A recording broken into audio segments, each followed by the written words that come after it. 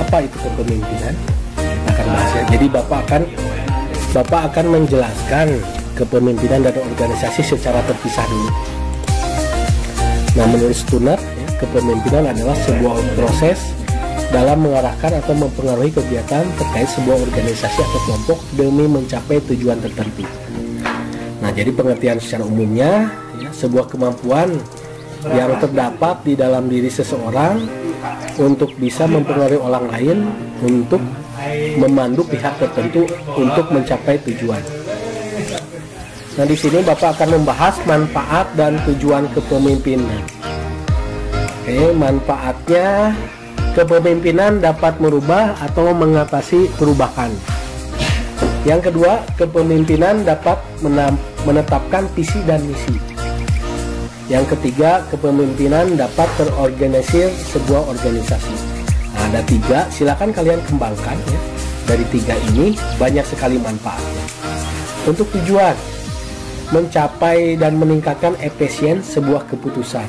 Jadi pemimpin itu ya dapat meningkatkan efisiennya. Terus yang kedua, ketika tanpa adanya kepemimpinan, tujuan akan sulit ya, untuk dicapai karena tidak ada sosok yang bisa dijadikan pegangan. Betapa pentingnya itu pemimpin. Terus tujuan lainnya untuk memotivasi orang lain agar bisa melakukan sebuah hal dengan baik dan memaksimalkan kemampuan. Ya, jadi pemimpin itu akan menjadi seorang figur, menjadi seorang teladan. Karena apa? Karena dapat memotivasi orang lain. Baik, selanjutnya di sini ada jenis-jenis atau gaya kepemimpinan. Bapak rangkum 4, sebenarnya banyak ya gaya kepemimpinan. Yang pertama, kepemimpinan otoraktis.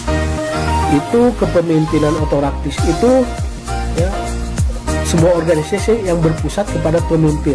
Jadi yang memegang peranan penting, keputusan apapun itu ada pada pemimpin. Terus yang kedua, kepemimpinan birokrasi. Nah, di sini kepemimpinan birokrasi ya, memanfaatkan atau memaksimalkan mulai dari wakilnya, sekretaris bendahara sampai ke bidang-bidangnya ya. Tapi ada tahapan-tahapannya. Misalkan dari bidang melaporkan ke sekretaris, ke wakil dulu sebelum ke ketua. Terus yang ketiga, kepemimpinan partisipatif. Nah, di sini organisasi ini pemimpin menempatkan seorang anggota untuk berpartisipasi, untuk menyampaikan pendapatnya ya. Baru setelah itu pemimpin akan memutuskan. Nah, yang keempat, pemimpin delegatif hampir sama dengan partisipatif.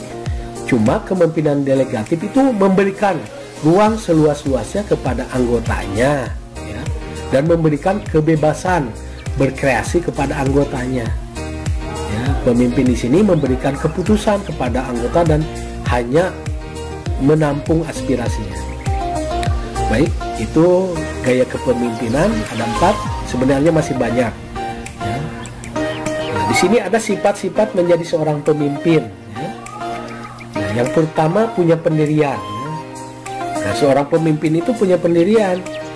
Tidak gampang diajak oleh temannya. Misalkan temannya mengajak bolos sekolah, tidak mudah seorang pemimpin itu akan ikut. Tapi seorang pemimpin itu punya pendirian, dia akan sekolah. Terus yang kedua, proaktif. Dia mau mengajak temannya untuk membuat hal yang baik. Terus yang ketiga, jujur. Nah, ini jujur sangat penting. Yang keempat, komunikatif ya, pemimpin itu mampu berkomunikasi dengan teman sebayanya, kakak kelasnya, adik kelasnya, dan dengan gurunya ya, sesuai bahasanya kepada orang tua bagaimana. Terus yang keenam, tidak mudah iri ya. Jadi pemimpin itu tidak sirik terhadap temannya yang sukses. Yang ketujuh, visioner ya, mempunyai visi dan misi.